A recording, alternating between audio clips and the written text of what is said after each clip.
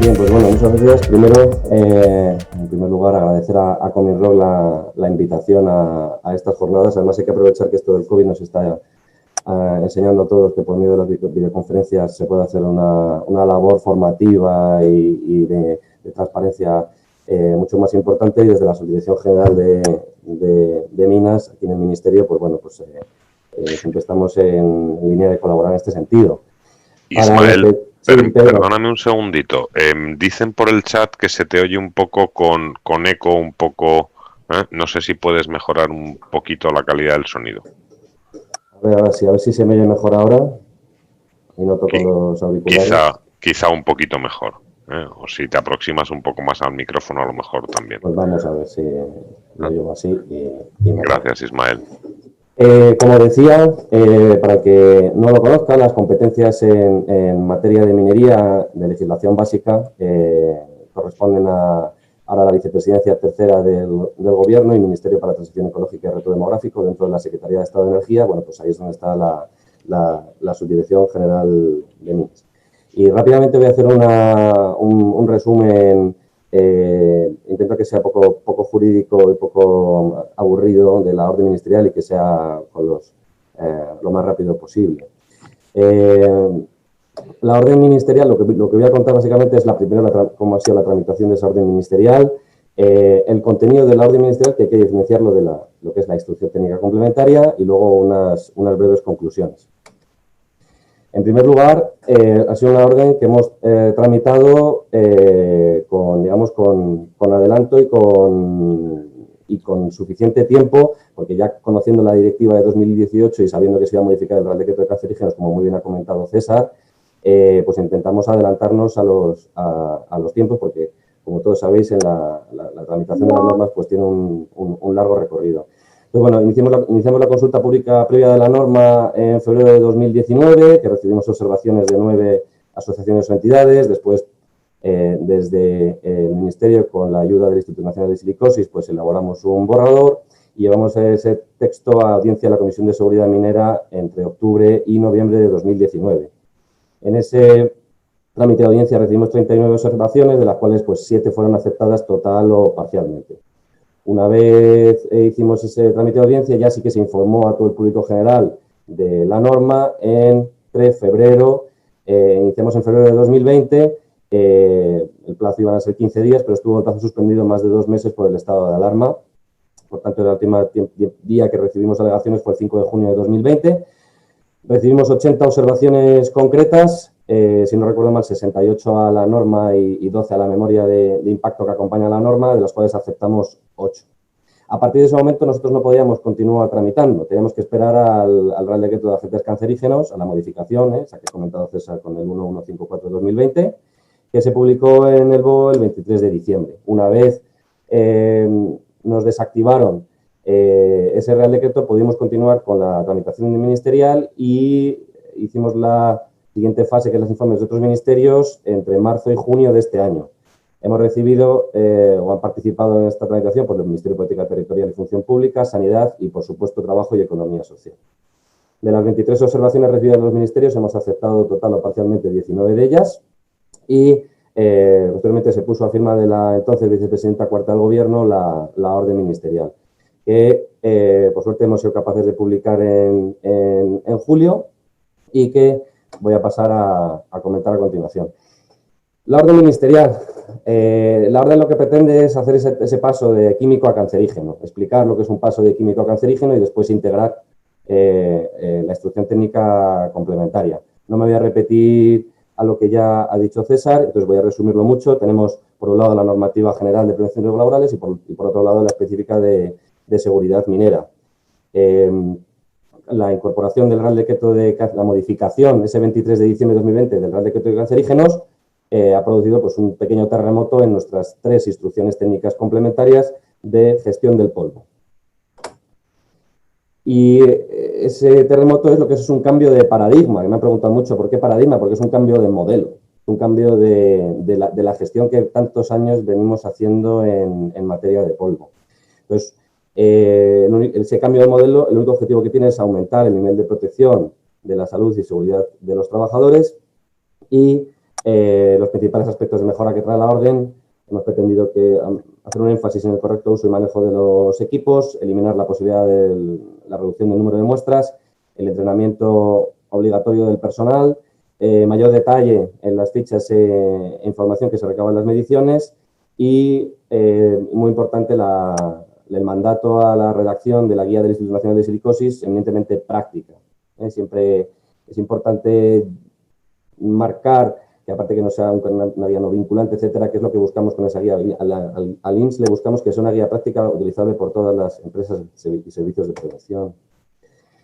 Y la guía del INS es que es una necesidad que excede del ámbito minero, porque no lo dice el Ministerio para la Transición Ecológica y Reto Demográfico, lo dijo el Consejo de Ministros en el Real Decreto 1154, que con el objetivo de garantizar la protección y la mejor protección de la seguridad y salud de los trabajadores, el Instituto Nacional de Silicosis procedería a la elaboración de esa guía, en colaboración con el Instituto Nacional de Seguridad y Salud del Trabajo, que prestará su apoyo técnico. Cosa aparte es lo que introduce ese Real Decreto en la modificación de la guía del Real Decreto de Cancerígenos, que excede de las competencias de nuestra unidad. Pero bueno, sí que querría remarcar que la guía del ENS excede del ámbito minero.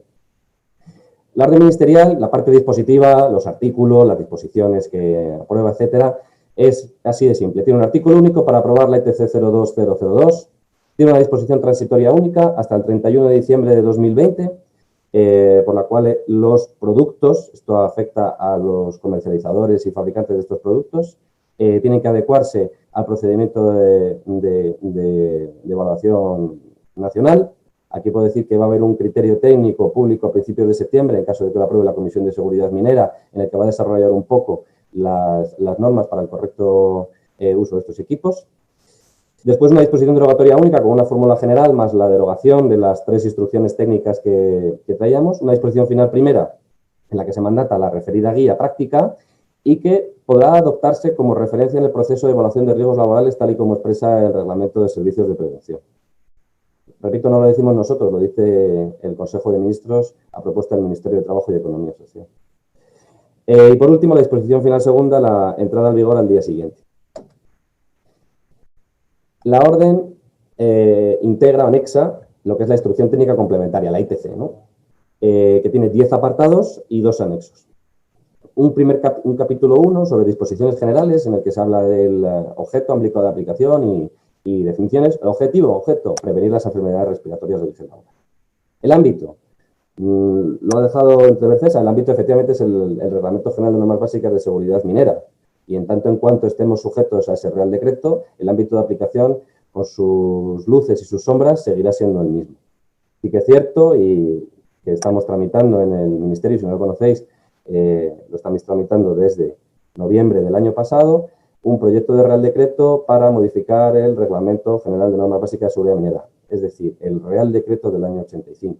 Pero bueno, eso es una tramitación normativa que, si esta nos ha llevado tiempo, probablemente el reglamento nos lleve aún más. Después pasamos a una serie de definiciones, pues mostrador, valor límite ambiental y posición diaria, zona de respiración, etcétera, para el correcto entendimiento de la instrucción técnica complementaria. El apartado 3 sobre identificación y evaluación de riesgos, que hay que hacer una evaluación de riesgos cuando se está expuesto a polvo, hay que evaluar su grado y su duración. Debe revisarse esa evaluación de riesgos. Me ha gustado mucho lo que ha dicho César, como esa recomendación de que hay que revisar esa evaluación de riesgos ahora. Pero en todo caso, la instrucción técnica complementaria añade que se haga cada 3 años. Esto es una novedad importante que quería remarcar. En cualquier caso, la evaluación de riesgos contra estos agentes debe actualizarse, según dice la ITC, cada 3 años. Después, el apartado añade los valores límites de polvo y se dice que es respirable, que básicamente replicamos el que ha introducido el Real Decreto de Agentes Cancerígenos. Después, este apartado acaba con los aparatos que se usan, la toma de muestras, duración, análisis y la periodicidad de las mismas, que pasará a detallar Juan Frejo del Instituto Nacional de Silicosis en la siguiente presentación. Yo querría remarcar un par de detalles que añade la orden ministerial, en el sentido de que la estrategia y la toma de muestras, hemos añadido estrategia con respecto a la redacción del año 2007, deberá ser llevadas a cabo por personal competente. El personal que realice la toma de muestras permanecerá presente mientras dure el muestreo. y luego la tabla rasa de mediciones cuatrimestrales. Pasamos al apartado 4 de prevención y reducción de la exposición, y que la exposición diaria no puede superar los valores límites, y que en todo caso el empresario tiene que trabajar para que ese valor sea tan bajo como técnicamente sea posible, trabajar y justificar. Si tienen lugar trabajos donde haya exposición a polvo de silicio cristalina, tenemos que ir al esquema de sustitución, si no podemos sustituir sistemas cerrados, si no podemos ir a sistemas cerrados, a nivel tan bajo como sea posible, y otras medidas necesarias. Estas medidas serán puestas en práctica en la guía futura del Instituto Nacional de Silicosis, pero bueno, que ya tenemos un buen punto de partida con la guía de 2015.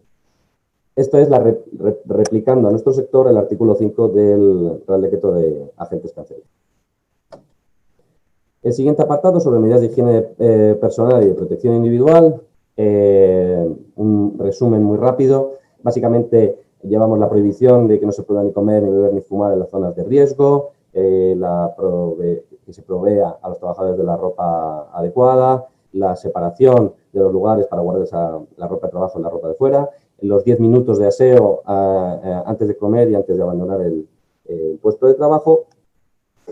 Después tenemos un apartado del uso de EPIs. Recordamos la aplicación del Real Decreto sobre el uso de los equipos de protección individual, que básicamente el objetivo es la adecuación al usuario teniendo en cuenta sus características anatómicas. Y añadimos para la parte minera que los equipos filtrantes basados en el ajuste facial se garantizará la estanqueidad sobre la cara del portador.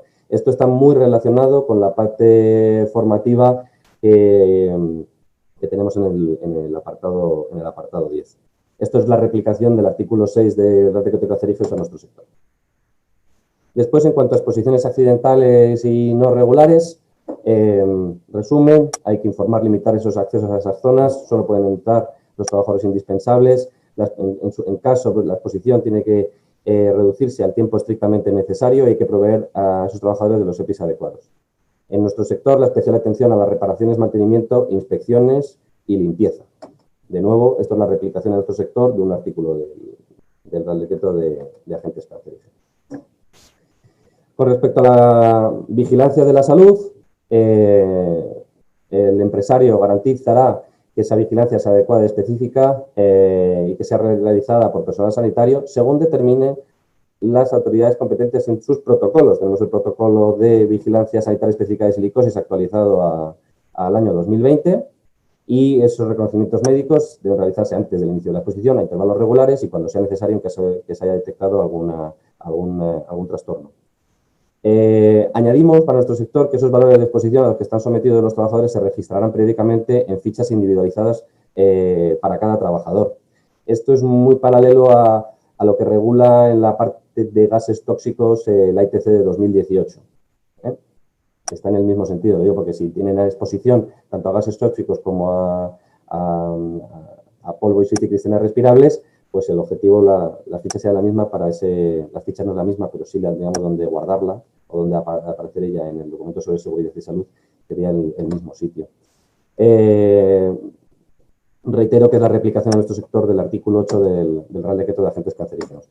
Con respecto a la documentación, pues todos los resultados de la evaluación, los criterios utilizados, los procedimientos, los métodos de ensayo, análisis, etcétera, la justificación de si se puede o no realizar sustitución, la conservación de los historiales médicos, esto sí que es una novedad del Real Decreto de Agentes Cancerígenos, el listado actualizado de los trabajadores expuestos y la reducción permanente al nivel de exposición tan bajo como técnicamente sea posible, esos criterios como lo vamos trabajando, todo ello se guarda en el almacén, lo justificamos en el documento sobre seguridad y salud. Y añade el apartado 8 que los registros de los resultados de la ficha, añade la referencia al anexo 2 de la ficha que se ha tocado ligeramente con respecto a la que venimos utilizando. Esto es la replicación de nuestro sector del artículo 9 del Real Decreto de Agentes Cancerígenos. En los últimos dos apartados tenemos, por un lado, la parte de información a las autoridades mineras, al Instituto Nacional de Silicosis. Las empresas deberán remitirle cuatrimestralmente al INS por medios electrónicos esas fichas de mediciones. Anualmente, junto al plan de labores, a la autoridad minera, en ese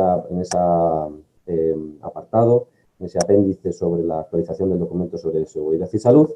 y se retroalimenta esta información a la autoridad minera con una información que le suministra el INS anualmente directamente a las comunidades autónomas. En cualquier caso, deberá comunicarse a la autoridad minera y al Instituto Nacional de Silicosis en todo caso de neumoconiosis, y de silicosis y cáncer de pulmón. Y añade el apartado 9 de la instrucción técnica que el INS publicará la memoria anual que viene publicando sobre los nuevos casos de enfermedades respiratorias de origen laboral diagnosticadas. Esto es la replicación a nuestro sector del artículo 10 del Real Decreto de Agentes Cáncer. Y por último, el último apartado, el de información de los trabajadores.